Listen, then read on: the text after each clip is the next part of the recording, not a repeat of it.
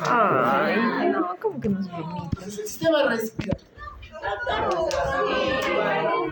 El sistema respiratorio incluye los dos grandes órganos de intercambio gaseoso y sus vías que la comunican con este, ¿cierto? La función principal es, obviamente, el intercambio de gases, pero tiene muchas otras funciones, ¿no? La conducción de aire, la filtración del aire, la fonación, el olfato,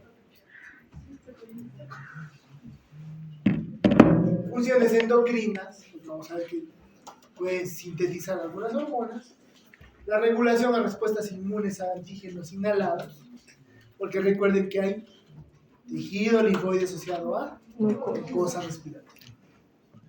Y el origen embrionario, ya saben, ¿no es cierto? Es una evaginación del intestino anterior, ¿no?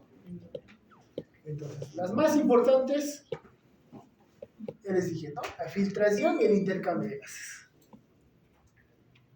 Entonces, el sistema respiratorio va a tener dos porciones bien definidas.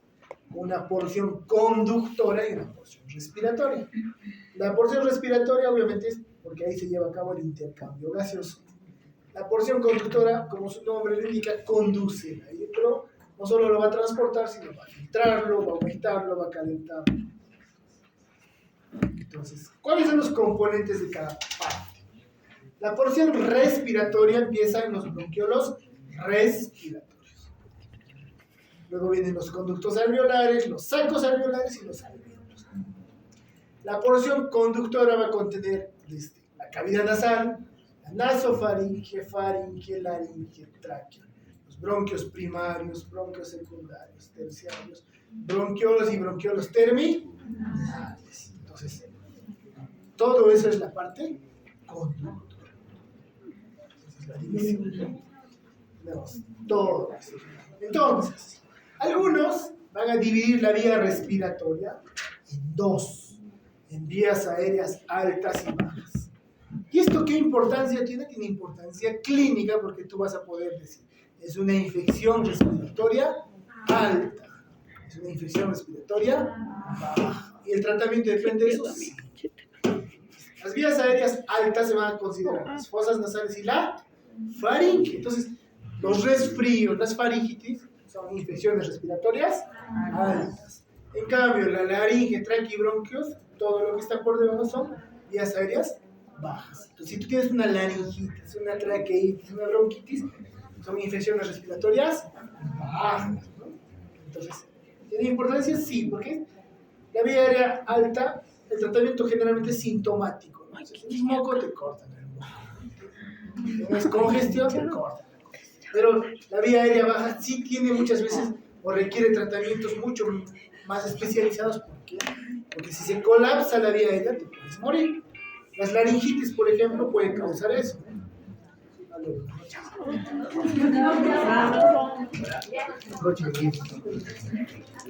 ¿Quieres un full?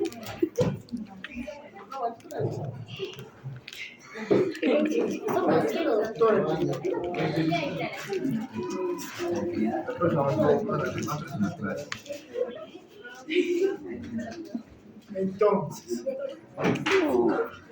vías aéreas altas y bajas, ¿no?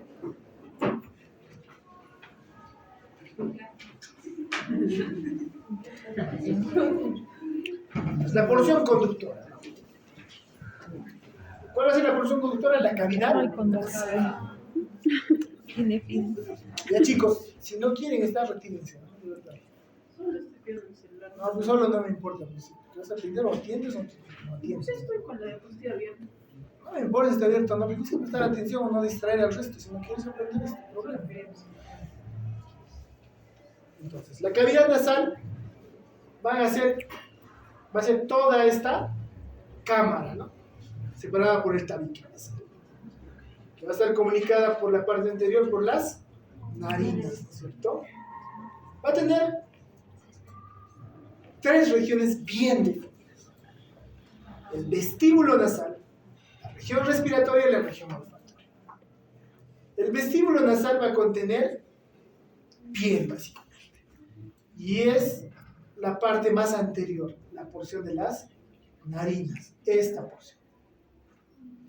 Todo esto va a ser la porción respiratoria, que va a estar tapizada por mucosa respiratoria. Y la región olfatoria va a ser el techo, generalmente. El techo y parte del cornete superior, que va a contener la mucosa olfatoria especializada. Entonces, ¿cuáles son los componentes entonces? El vestíbulo, que va a contener epitelio plano estratificado. Y vamos a contener o ver los vellos que están ahí, las vibrisas, que su función es la de filtrar partículas grandes. Y vamos a tener también glándulas sebáceas. El epitelio respiratorio es el epitelio típico del tracto respiratorio, cilíndrico, pseudoestratificado, ciliado con células calciformes, pero que tiene una modificación, un plexo venoso superficial muy desarrollado, que se asemeja a los cuerpos cavernosos del pene, es decir, se puede dilatar. Y es más, la dilatación puede ser localizada por porciones, ¿no? ¿Cuál es la función? Calentar el aire y humedecerlo. ¿Por qué? Porque a mayor flujo de sangre, mayor evaporación de la mucosa, y eso humedece el aire, ¿no?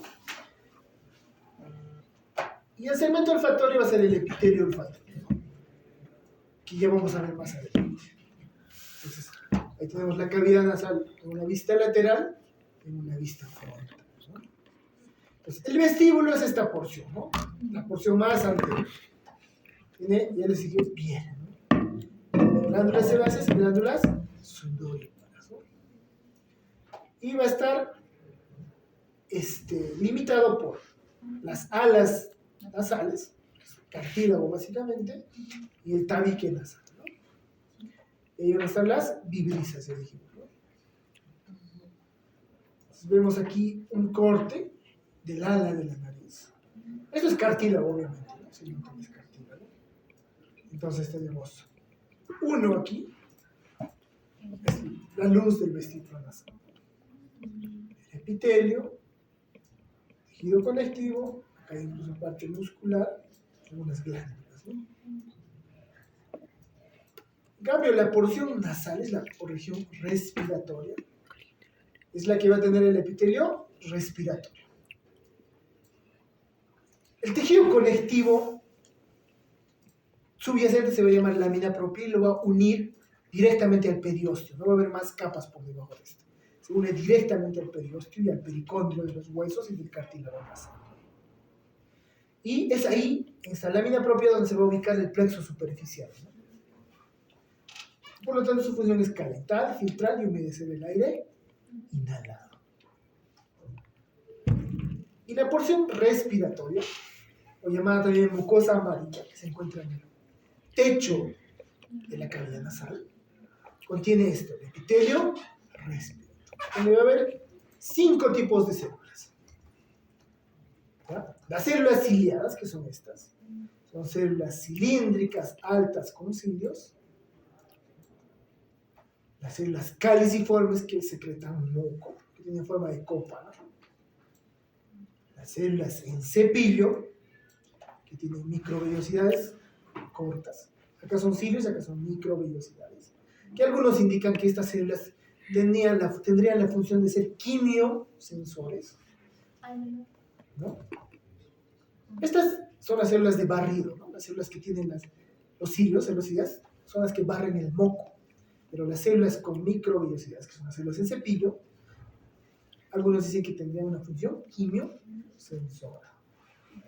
Las más chiquitas van a ser las células basales, estas de acá, que son células madre, que van a regenerar todo el epitelio. Y estas células un poco más grandes son las células de Kulczynski o células en SNET o neuroendocrinas, porque son células que van a producir sustancias hormonales, muy parecidas a las células SNET de la vía digestiva que vamos a ver luego. Entonces, lo mismo, ¿no? En cepillo, caliciforme, ciliada, acá está la madre y la neuroendocrina SNET o de Kulczynski, ¿no? igual epitelio respiratorio. Acá tenemos MALT, ¿no? Tejido linfóide asociadora mucosa. Entonces, igual, la región respiratoria va a tener una lámina propia, que es tejido conectivo laxo, por debajo del epitelio, que lo une al periósteo, ¿no? Va a contener plexos arteriales y plexos venosos, muy desarrollados. Los senos venosos, ya les dije, muy desarrollados, que parecen cuerpos cavernosos, ¿no? Y glándulas seromucosas muy abundantes, que van a producir abundante moco. Por eso es que cuando nos congestionamos, nos da una rinitis de cualquier tipo, es como que se obstruyera la nariz, ¿no? Por el edema intenso que se produce a nivel de esta lámina propia, ¿no? Y además que aquí hay mastocitos, células plasmáticas y elementos plasmáticos, ¿no? Y la región olfatoria se va a ubicar en el techo de la cara. Es de color usualmente amarillo, ¿no? Va a tener las células estas de acá, que son neuronas bipolares. Al costado van a estar las células subtentaculares, células cilíndricas, que les dan sostén mecánico y metabólico, y van a sintetizar una serie de proteínas hacia la luz, que van a ser células, proteínas que fijan sustancias odoríferas. Y las células madre o células basales.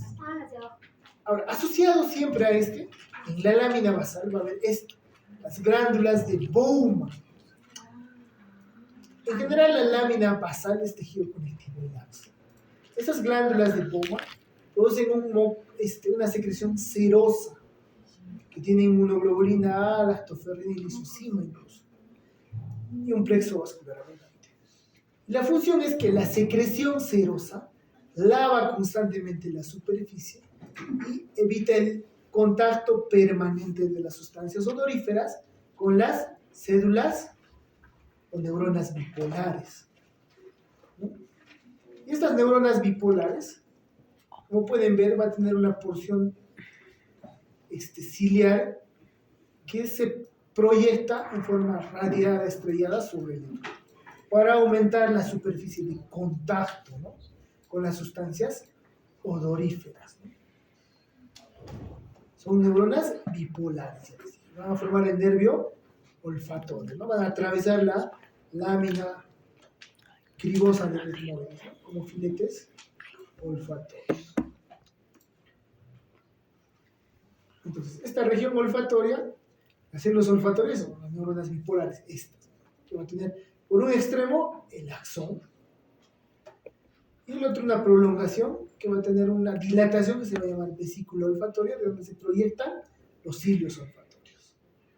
Pero estos cilios son inmóviles, ¿no?, como pueden ver aquí, ¿no? Entonces, en cambio, las células subtentaculares, pues, las cilíndricas, con un borde estriado, con microvellosidades.